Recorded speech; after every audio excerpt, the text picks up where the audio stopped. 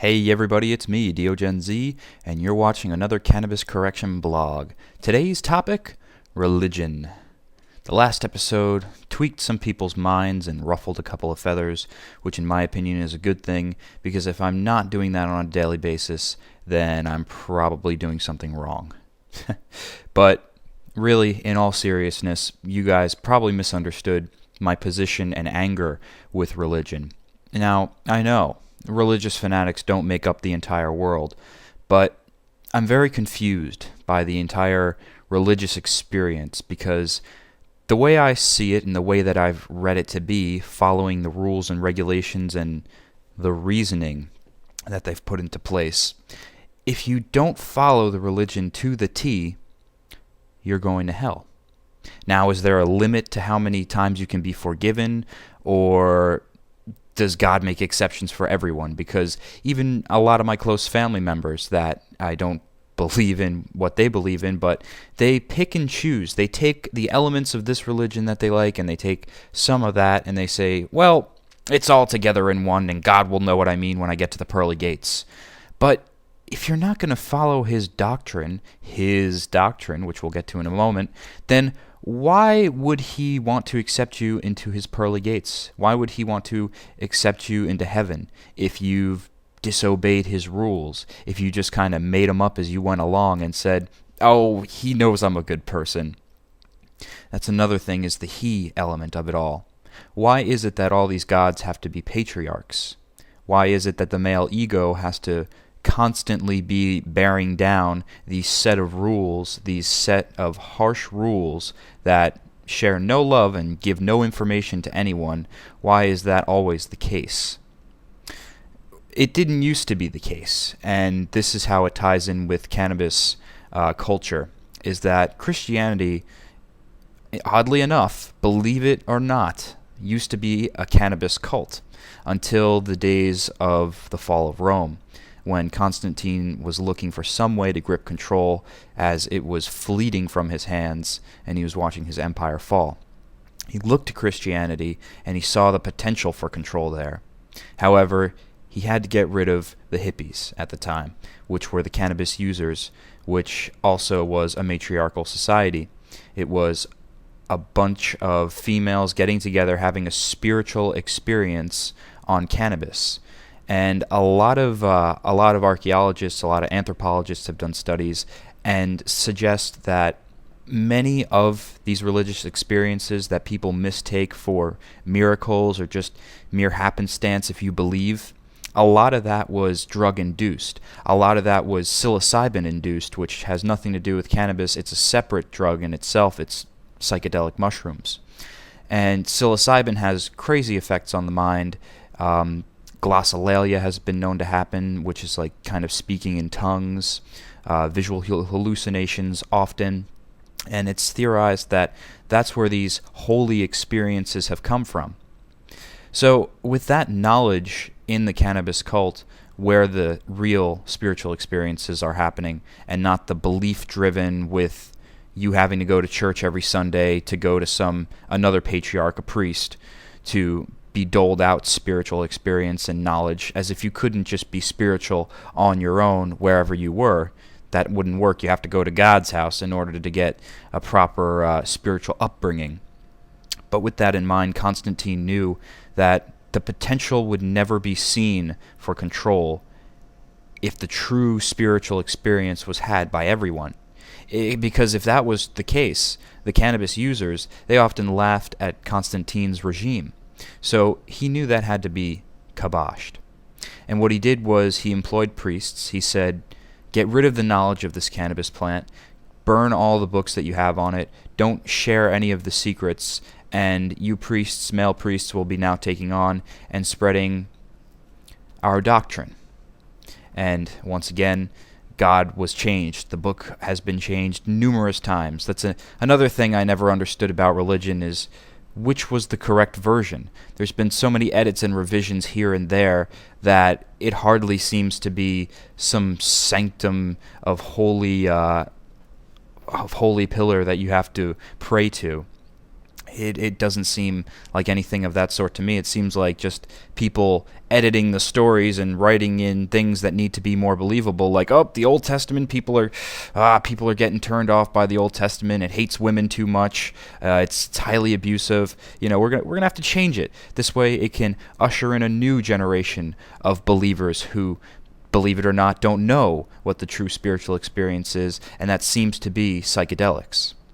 This oneness with people, a great place to gauge accounts of the real psychedelic experience. I wouldn't be able to tell you because I haven't had any of these yet. It would be the Psychedelic Salon, and I've included a link in the description so you could check it out. It's a podcast site run by Lorenzo Haggerty, and he has tons of interviews, tons of guests and speakers, all on psychedelic interests. It's not just drugs, it's ideas, it's a lot of philosophy too, so if you get a kick out of these videos, you'll probably like that as well. But when you listen to those, you hear that idea of oneness and that idea that we're all connected that seems to be shown often in these plant-based experiences, which I think is kind of interesting. If that's the case, and the real spiritual experience does in fact come from mushrooms, which I do believe it to be. I mean, there's a whole other episode we could host about how mushrooms are really the meaning of Christmas, the red and white Amanita muscaria mushroom, but that's another topic for another day. But it's really interesting because if that's the truth, then the plants are almost giving us crazy monkeys who are going haywire a message like, calm down, please, you don't have to do this, you don't have to go erratic, you're just gonna... All right, well, if you do, you're going to kill yourselves because we, the plants, have been here since the beginning of times, before any living organism otherwise was out in existence in the seas or on land. We made it possible for you to live here, although mushrooms are not plants. That's an important note to have there. It's fungi, so it's technically a different organism. But the plants made it possible for us to be here, and if that's the message that they have for us, to calm down and get united and realize that this is all the same thing, and that you in that country and you in that country are not different things, you're the same part, or you're different parts, I should say, of the same organism, and that you have to work in tandem for this whole system to keep going. If that's the message the plants are bringing, it's no wonder that Constantine had to have that squashed. If that was the case, then how would he go with his patriarchal system of trying to conquer and continue to run Rome? It would not work. Because if everybody knows they're one, and everybody knows that there shouldn't be anyone in charge, that whole idea of what we've adopted as Constantine capitalism today, where we just go around conquering other nations for their resources, that idea that we have to for some reason, fearsomely hold on to, I don't understand it at all. It doesn't seem to work, and I don't know why there are still people who say, oh, well, capitalism seems to be the best, so we have to improve capitalism. No, I don't think we have to improve capitalism. I think that the way that we got to capitalism is with a lot of belief. Capitalism is a belief-based society where you're going to exchange useless ducats for true goods. And then you start playing a crazy microcosm game of just trying to control as many ducats as you can, money, and then you lose sight of the resources, which we obviously have. I don't think we need another capitalist iteration of this society. That's why when it comes to the voting booths for 2012 elections, I don't give a shit. I'm 19, and I respectfully withdraw from this system. I'm not voting. I've never voted. I constantly vote with my choices every day by not getting indebted, by getting a car, by eating the way I do, walking around to lessen pollution. I do that every day, and I'm continuing to do it because the charade of puppets that we have parading in front of us today, it seems so cliche. It's like a joke that these people are so laughably bad against homosexuals, no abortion, so much so against anything, any kind of contraception, anything that doesn't fall in line with their religious beliefs of procreation. There's another fucking belief that I don't think really got us anywhere but squandering the planet. Oh, just keep making more people. It's cool. God wants it.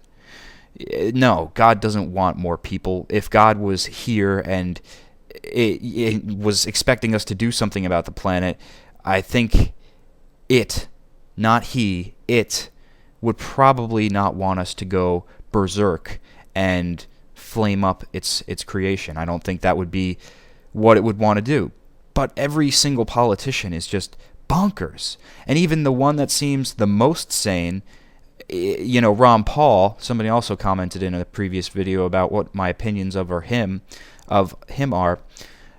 He's also religious. I cannot inherently trust. He has gotten here by means of I don't know. That's the thing. I don't know how these people have gotten here. It's just recently come out that Mitt Romney, big surprise, he's a big money-making politician. Okay, how did Ron Paul get into the limelight? He apparently had some newsletter that had published some very racist articles. I gotta find exactly where, if you could read it still, his publication is, but I was listening to it on a podcast that he put out these documents and he was getting questioned about it. And he said, that newsletter that made me tons of money, I never read it before, so I didn't know that racist jargon was put in there. That's not me. I'm, Ron Paul and, no Federal Reserve, but I do believe in God.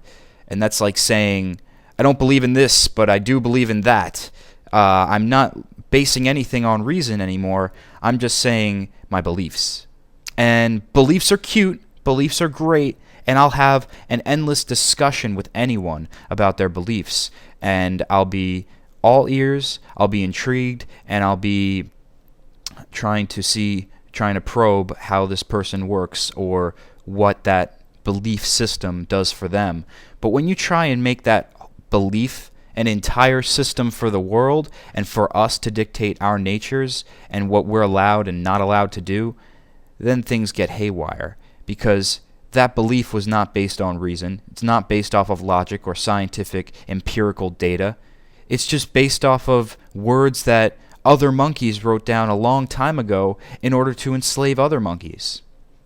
Going back a bit more into history, after Constantine, when we're in the time of witch burnings, that too was a lot of psychedelic, it's thought to be psychedelic influence, where people who took cannabis were burned at the stakes. And a side note, people who were also burned at the stakes, just another list, homosexuals, scientists, pretty much anybody who didn't believe in the doctrine or did something strange that was abnormal in the society. Belief drove them to burn people. It drove them to burn people.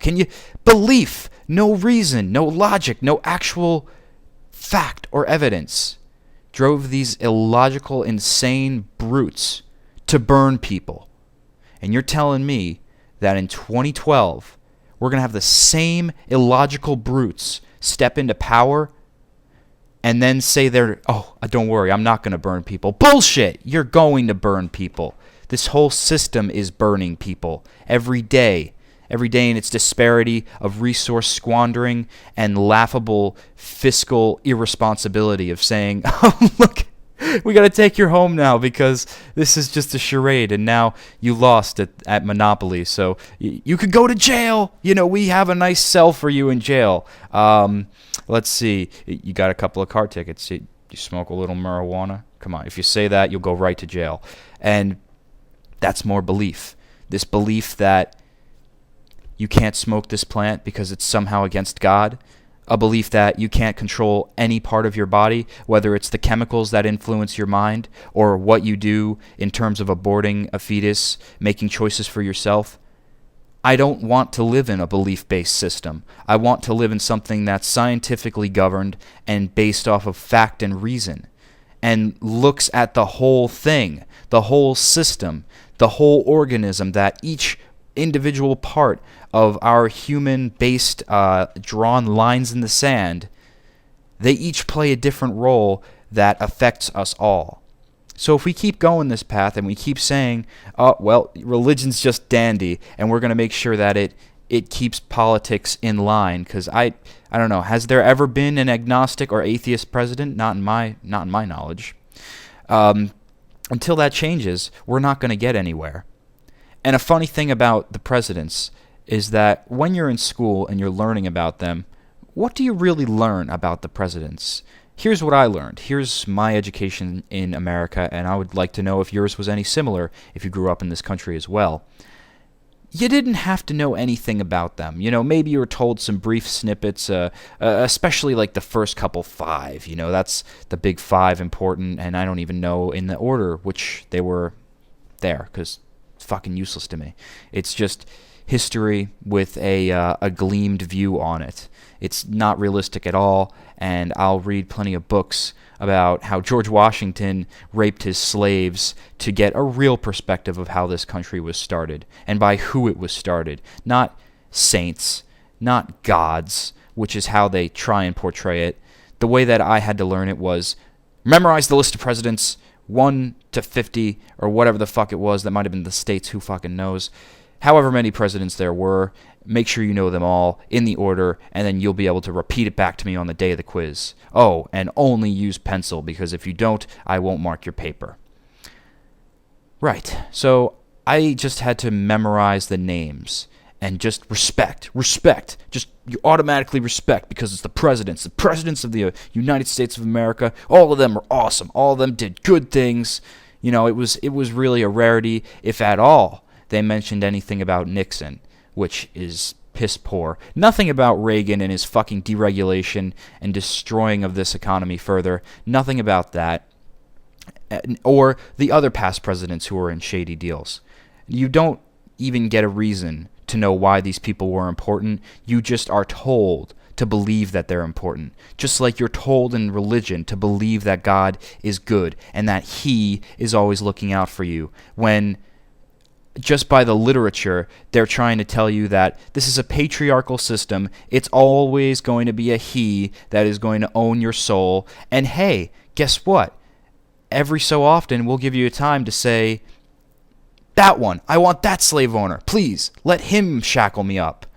And the new shift will change, and you'll have a new slave owner. But the overall idea that you get is that these people are always the saints. These people will always bring progress, and they always fall short. So, it's a history. It's why I don't like religion. It's why I am against it fervently. But I do give you this. I do give you this caveat. I'm agnostic.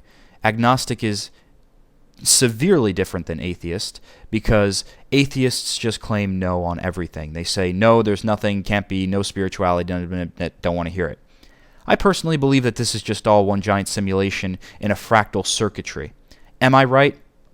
Who knows? I'm probably as right as no one is. I don't know anything, and I admit that. But it's my belief, and I try to find some points and history facts that might show that. I'm not going to get into that theory, but I've talked about it in other videos and crystal walkthroughs and such.